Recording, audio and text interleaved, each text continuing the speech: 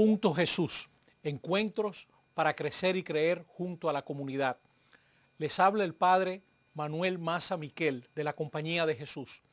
Y en esta ocasión, siguiendo nuestras reflexiones sobre la historia de la Iglesia, vamos a estudiar a un personaje fascinante, San Justino Mártir, el primero de los apologetas.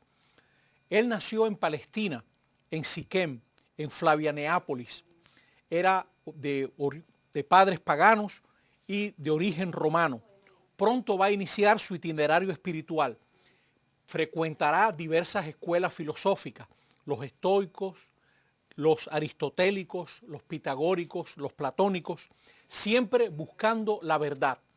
A Justino le va a impresionar mucho la constancia, la perseverancia de los mártires cristianos. Él siempre permaneció laico y puso sus conocimientos filosóficos al servicio de la fe. Va a llegar a Roma durante el reinado de Marco Aurelio, entre los años 138 y el 161, y allá mismo va a fundar una escuela filosófica. Es decir, un grupo de hombres porque en aquella época los que frecuentaban estos grupos, todos eran hombres. Estas personas van a discutir sobre la verdad, sobre la vida, y en esas discusiones Justino va a plantear la posición cristiana.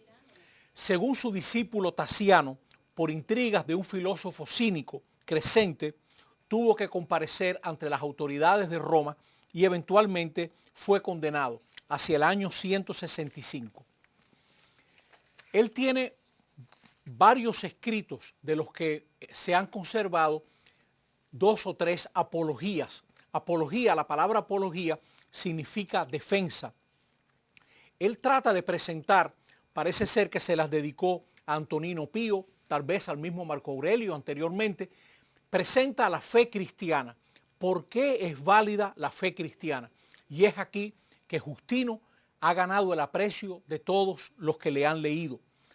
Admira la profundidad de conocimiento del cristianismo, pero también de las religiones y filosofías de la época. Él refuta conociendo lo que está combatiendo de una manera profunda y al mismo tiempo sincera.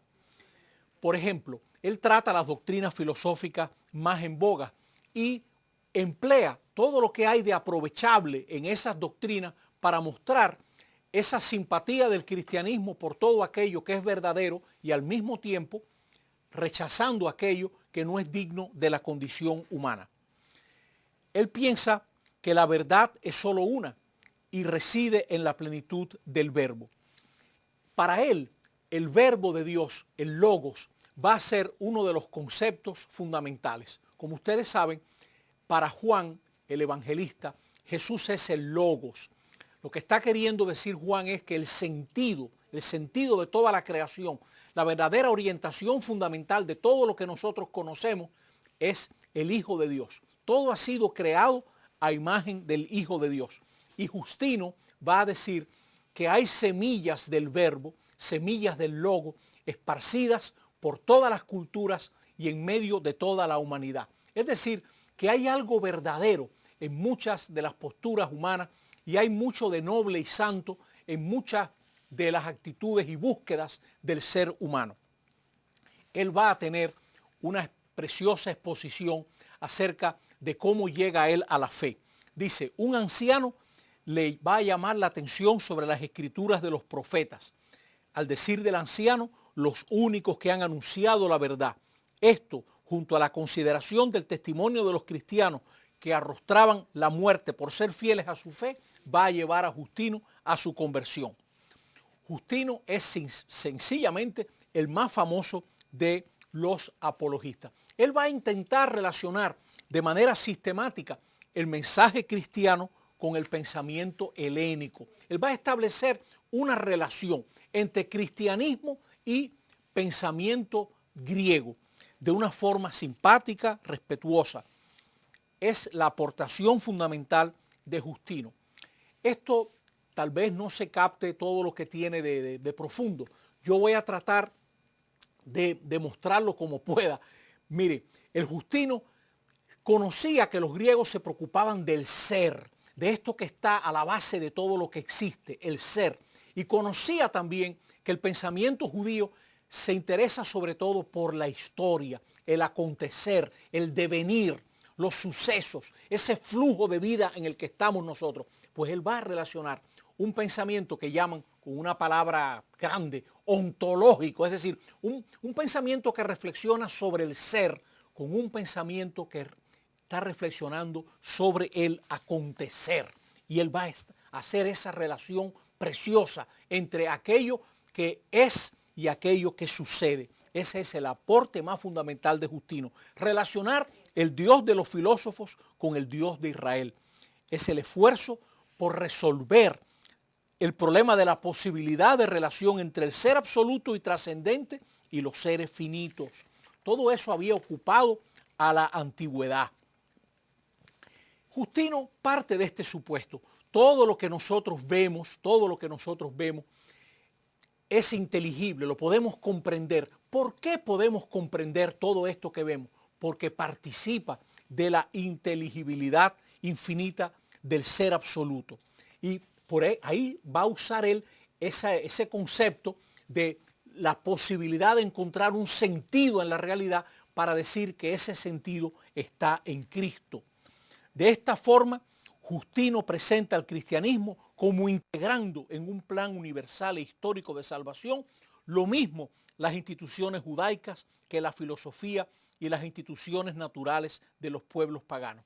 Es viendo a Cristo como el Logos, de Dios, lo ve entonces como el sentido al origen y base de todas las cosas. Él va a fabricar los puentes. Justino fabricó los puentes que permiten relacionar el cristianismo con el Antiguo Testamento y la cultura pagana.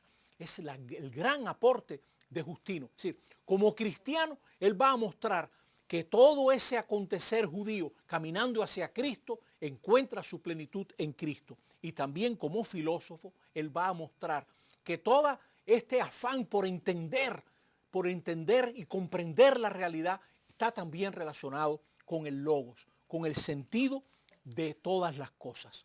Cuando Justino afirma que el Dios Supremo no podía parecerse con su gloria trascendente a Moisés y los profetas, sino solo su logos, implícitamente está afirmando que el logos no participa en toda su plenitud de la gloria de Dios.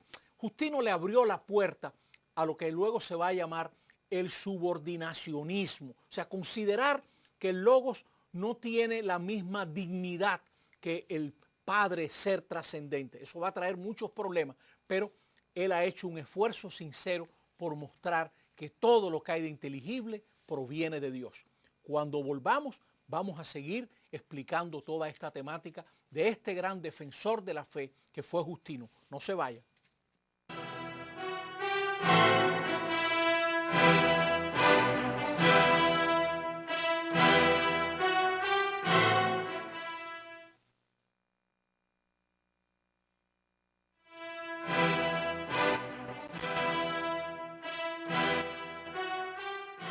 Estamos conversando sobre San Justino mártir, que murió en la mitad del siglo II. Justino fue de los primeros que va a hacer una reflexión sobre María y Eva en su teología. Él va a hacer toda una comparación entre la Virgen María y Eva. Él va a dar mucha importancia a leer a los profetas, es decir, que se conozcan los escritos de los profetas. En esta apología que él tiene defendiendo la fe, presenta un personaje que le hace preguntarse cómo encontrar la verdad. Dice, entonces volví a replicar, ¿a quién vamos a tomar por maestro o de dónde podemos sacar provecho si ni en estos, como en Platón o en Pitágoras, se halla la verdad? Entonces le responden, existieron hace mucho tiempo, me contestó el viejo, unos hombres más antiguos que todos estos tenidos por filósofos. Está hablando de los profetas. Hombres bienaventurados, justos y amigos de Dios, que hablaron por inspiración divina y divinamente inspirados predijeron el porvenir. Lo que justamente se está cumpliendo ahora son los llamados profetas. Justino le va a dar un gran valor al Antiguo Testamento, mostrando cómo todo lo que ahí se dice va a encontrar su cumplimiento en Jesús, de una forma sorprendente, de una forma plena, que va más allá de lo esperado. Hablando de los profetas, estos son los que vieron y anunciaron la verdad a los hombres, sin temer ni adular a nadie, sin dejarse vencer de la vanagloria, sino que llenos del Espíritu Santo, solo dijeron lo que vieron y oyeron. Sus escritos se conservan todavía, y quien los lea y les preste fe, puede sacar el más grande provecho en las cuestiones de los principios y fin de las cosas, y en general sobre aquello que un filósofo debe saber. Maravillosa exposición donde Justino hace ver que una persona que se interese por la verdad hará bien en leer la Sagrada Escritura, concretamente el Antiguo Testamento. Y en una Roma donde había mucho miedo al emperador, mucho miedo a los que mandaran, Justino va a ser muy simpático a los profetas, presentándolos como hombres que se atrevieron a decir lo que pensaban, sin cuidarse si le viene bien o mal a la autoridad. Y esto hará que se empiece a leer también. Entre los romanos habrá gente que lea el Antiguo Testamento y, por supuesto, como un camino hacia Jesús. También Justino va a mostrar que los cristianos hacen un gran aporte a la vida en sociedad, ¿no? Dice, nuestra mejor ayuda para el mantenimiento de la paz somos nosotros, ¿no? Vuestra mejor ayuda para el mantenimiento de la paz somos nosotros, pues profesamos doctrina como la de que no es posible que un malhechor, un avaro o un conspirador pasen inadvertidos a Dios. Es decir, Justino, si me permiten esta comparación, se va a anticipar a Immanuel Kant por varios siglos, como diciendo, miren, no hay nada más útil a una sociedad que tener hombres y mujeres que vivan delante del absoluto, porque van a relativizar sus pasiones, sus intereses, van a tener mucho cuidado de la trampa, de la maldad, porque están delante de Dios. Y esto es un gran aporte a la sociedad. Por eso, todo el que se interese por una vida ordenada, por una vida armoniosa, debe de proteger a los cristianos, porque en ellos se manifiesta una conducta de personas que viven delante de Dios. Si los hombres y mujeres supieran que nadie se puede ocultar de Dios, vivirían más responsablemente. Justino también nos da en sus escritos un testimonio lindísimo sobre el bautismo. En Roma, en la comunidad de Roma, el bautismo también se llamaba iluminación. Después de ser lavado de este modo, después de ser bautizado y adherirse a nosotros, quien ha creído, le llevamos a los que se llaman hermanos para rezar junto con nosotros mismos por el que acaba de ser iluminado. Es una forma de hablar del bautismo. Los que han ido a algún bautismo alguna vez tienen que saber la gran importancia que se le da al cirio pascual que preside el bautismo y al mismo tiempo a la vela que enciende el padrino para iluminar a la familia del niño, de la niña, y hacerla responsable de esa luz recibida que es la fe. Justino va a hablar del bautismo como de una iluminación, pero donde Justino se luce verdaderamente es hablando de la Eucaristía, Dice, narrando cómo es la celebración de la Eucaristía. Terminadas las oraciones, nos damos el beso de la paz. Luego se ofrece pan y un vaso de agua y vino a quien hace cabeza, que los toma y da alabanza y gloria al Padre del universo en nombre de su Hijo y por el Espíritu Santo. Después pronuncia una larga acción de gracia por habernos concedido los dones que de Él nos vienen. Y cuando ha terminado las oraciones y la acción de gracia, todo el pueblo presente aclama diciendo amén. Nosotros hemos conservado ese gran amén justo al final de lo que llamamos el canon, que en hebreo quiere decir así sea. Cuando el primero ha dado gracias y todo el pueblo ha aclamado, los que llamamos diáconos dan a cada asistente parte del pan y vino con agua, sobre los que se pronunció la acción de gracias, y también lo llevan a los ausentes. A este alimento lo llamamos Eucaristía. Estamos en el siglo II. A nadie le es lícito participar si no cree que nuestras enseñanzas son verdaderas.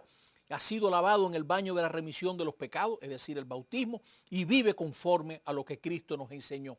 Porque no los tomamos como pan o bebida comunes, sino que así como Jesucristo nuestro Salvador se encarnó por virtud del verbo de Dios para nuestra salvación, del mismo modo nos han enseñado que esta comida de la cual se alimenta nuestra carne y nuestra sangre, es la carne y la sangre del mismo Jesús encarnado. Estoy leyendo a un hombre que escribió en el siglo II y nos está hablando de la realidad de la Eucaristía, de cómo aquellos hombres y mujeres ya tenían muy claro que ese alimento era de una dignidad particular, porque los hacía partícipes de la existencia de Jesús. Y lo compara a la encarnación. Así como el Verbo se hizo carne entre nosotros, también quien recibe el cuerpo y la sangre de Jesús hace que ese Jesús pase también a vivir en su vida.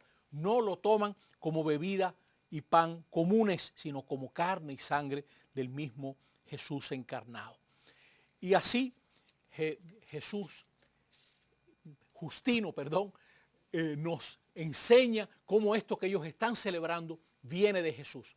Él va a decir, los apóstoles en sus comentarios que se llaman evangelios, ya él conoce los evangelios, nos transmitieron que así se lo ordenó Jesús cuando tomó el pan y dando gracias dijo, hagan esto en conmemoración mía. O sea que Justino va a explicar también por qué se celebra la Eucaristía.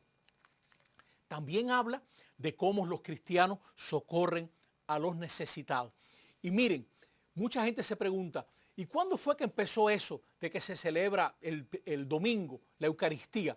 Ya en esta época, claramente, por supuesto, viene de antes, pero dice, el día que llaman del sol, el domingo, que en inglés Sunday, el día del sol, ¿no? Que ellos han conservado mejor. Nosotros domingo viene del día del Señor, viene la palabra domingo, pero el día que llaman del sol se celebra una reunión de todos los que viven en las ciudades o en los campos y se leen los recuerdos de los apóstoles o los escritos de los profetas, etc. Y luego celebraban la Eucaristía. De modo que el primer día de la semana, el sábado, era el último día de la semana y esta gente celebra el primero. Hemos recorrido con Justino, hemos abierto esta puertecita al segundo siglo de nuestra era para entender cómo vivían los cristianos. Y hemos visto la importancia del diálogo de fe y cultura y también la importancia del diálogo con el pueblo judío, con su Biblia, con sus escritos, la Sagrada Escritura y el diálogo con la cultura de la época. En un próximo programa yo espero hablar de San Ireneo, obispo de Lyon, escritor y también mártir, que va a morir a comienzos del siglo III. Pero no se vaya, que ahora nosotros tenemos que comentar las lecturas del próximo domingo. Así que permanezca con nosotros en este canal Televida.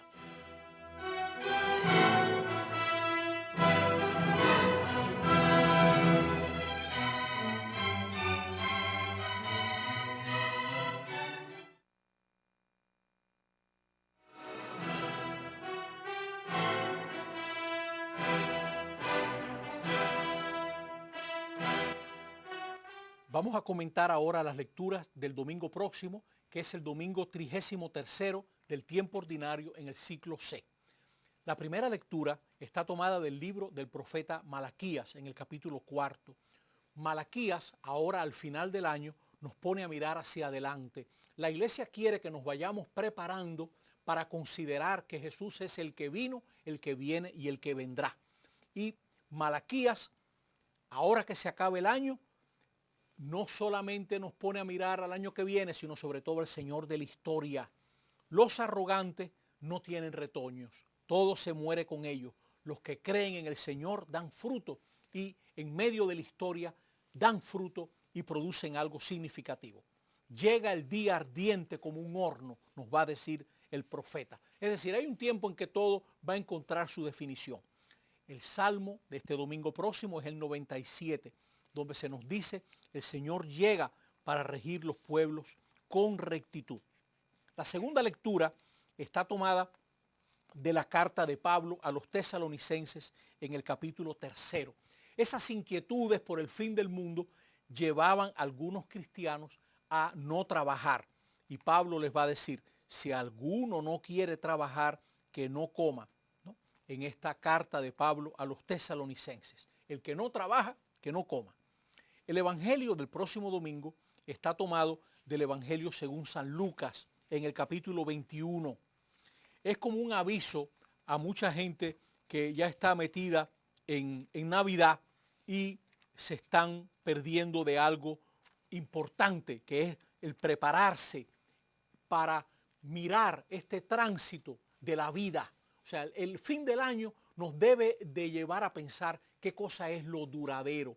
Y vemos a Jesús en este evangelio cerca del templo, que era la estructura, diríamos, más significativa en toda la ciudad de Jerusalén, y Jesús va a decir, esto va a pasar, esto no es lo duradero, esto no es lo significativo. Era la estructura económicamente más importante, era la fuente, el lugar donde se ganaba más dinero en la ciudad de Jerusalén. Las palabras de Jesús nos ponen a pensar, porque predice la caída de aquello que es motivo de orgullo de Israel y parece más sólido y definitivo, ¿no? Muchas veces nosotros, ahora que el año se acaba, tenemos que ver en qué nos estamos afincando. Fíjense, si se sienten seguros los discípulos que le preguntan a Jesús, ¿cuándo es que va a pasar esto? ¿Cuándo es que viene el fin del mundo? Como si ellos ya estuvieran preparados, como si nada más tuvieran que saber cuándo, que nosotros estamos listos. Y miren cómo Jesús le va a responder. Le va a responder diciendo, cuidado que hay voces falsas, hay falsas soluciones en los momentos de crisis de la historia. Por ejemplo, huir, eso es una solución falsa. Satanizar al contrario, descalificar al contrario, eso es otra solución falsa. Desorbitar las cosas, sacarlas de quicio, eso es otra solución falsa. Jesús también nos va a decir que es posible mantenerse firme en medio de la inseguridad. Ante sistemas que parece que van a durar para siempre, el cristiano ha de encontrar su sentido, su meta, su firmeza. ¿Cuántos regímenes y sistemas no han conocido ya los cristianos? Señores, cuando uno piensa en ese imperio romano, que cuando Jesús vivía ya existía el imperio y había habido ya la República de Roma con una estructura de 5 siglos antes de Cristo. Ya habían los primeros rudimentos de una vida republicana en Roma, y luego en el siglo I antes de Cristo surge el imperio que va a durar en Occidente hasta el siglo V. Todo eso lo vio y pasó el imperio romano, y pasó también toda la estructura feudal, y pasó también tanta gente que pensaba que ya la iglesia terminaba, que todo esto terminaba, y pasaron ellos. ¿Se acuerdan aquel grafiti, ese escrito en una pared tan famoso que dice, Dios está muerto, Nietzsche, y luego abajo dice, Nietzsche ya se murió, Dios, ¿no? O sea que cuántas cosas pasan en la vida y nosotros tenemos que encontrar un fundamento duradero. Este texto del Evangelio también nos da esa confianza, donde Jesús dice que nada se pierde, que no hay que tener miedo a que uno perezca para siempre. No, esa no es la suerte de nadie, porque Dios nos guarda, tenemos una vocación de eternidad. Nos toca enfrentar la vida de manera responsable. Esa es la postura. No huir, no esconderse. La gente a los fines de año también huye en diversiones vanas, en diversiones fáciles. Hay gente que ya se escapó a la Navidad. Montaron la Navidad desde octubre, desde septiembre yo estoy viendo gente ya montando Navidad, escapándose hacia adelante, sin verdaderamente preguntarse en qué me estoy fundamentando, por dónde va mi vida, qué estoy haciendo, qué valoro, qué está marcando mi vida. Por ahí es que va la gran pregunta, y en quién yo estoy encontrando seguridad.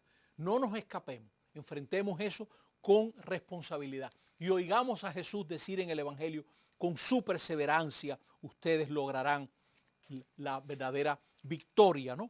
Como dice aquí en el Evangelio, con vuestra perseverancia salvaréis vuestras almas, ¿no? Esa es la respuesta de Jesús. O sea que no pensemos que nosotros estamos muy bien preparados, no. Nos toca humildemente pedir la perseverancia y nos toca también criticar los falsos fundamentos. También estar alerta. Dice Jesús, muchos vendrán usurpando mi nombre diciendo yo soy, o bien el momento está cerca, dice Jesús, no se vayan tras ellos. Una palabra a los jóvenes, busca la fortaleza que viene de Dios.